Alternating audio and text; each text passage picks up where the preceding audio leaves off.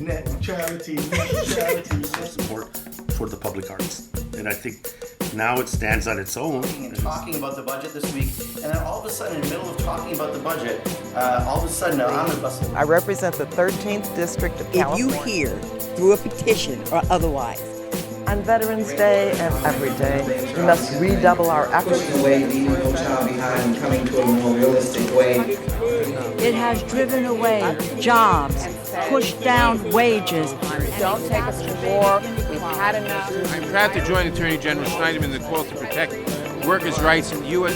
That's no way to treat debate of significant issues regarding our national security. Should be protected from discrimination. This is important if you consider yourself a young millennial and you consider yourself a progressive. But let's be clear, every day we're here in the fight. And you hear these words like this, such as divine contribution.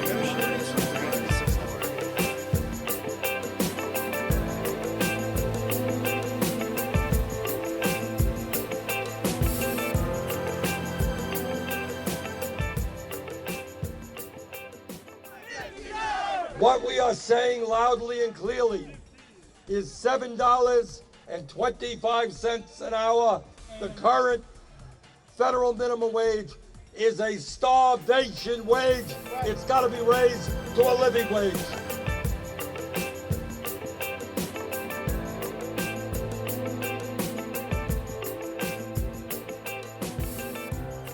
You can't tell me that's too much when the CEO at McDonald's makes $9,000 an hour.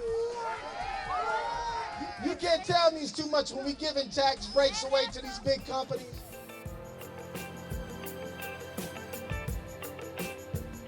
This is a trade agreement that has been crafted by lobbyists for the special interests in industries that stand to gain the most by weakening U.S. regulation and shipping jobs overseas.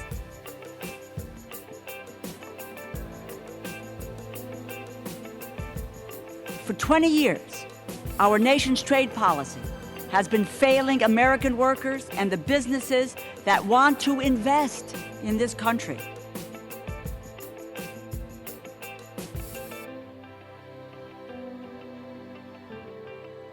The cost of higher education is through the roof, and student loans are weighing on our youth at one of the most vulnerable points in their lives.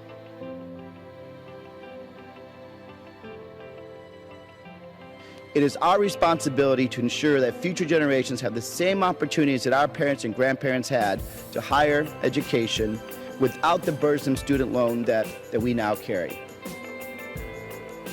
The Republicans have every intention to go after so-called entitlements, as we call them, earned benefits, something that you've been paying for all your working lives and now expect to be able to collect. We're stating loud and clear, the American people will not tolerate any cuts to our hard-earned Social Security benefits.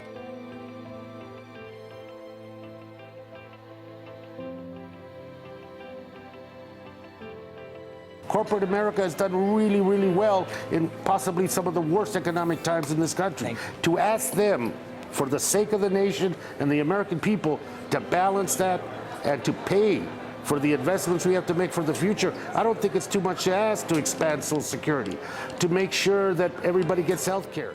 Mr. Speaker, poverty isn't just a problem in America, it is a crisis, and we're not doing enough about it. Congressman Ellison and Congressman Grijalva wrote in their letter to on the extenders bill. These are the co-chairs of the Progressive Caucus.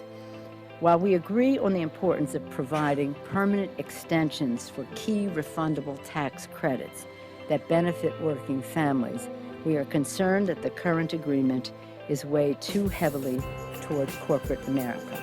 Really like 4-1.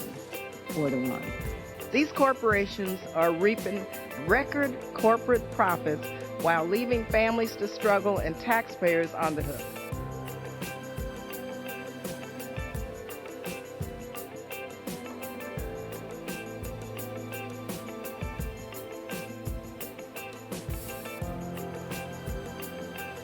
That's why you see a lot of anger and frustration in the voters of America. They don't see a light at the end of the tunnel economically for their families. And I would say for Americans all over this country looking for work, wanting to make a valuable contribution to themselves and their family, this is the right budget because this is the jobs budget, this is the good work budget, and this is the people's budget.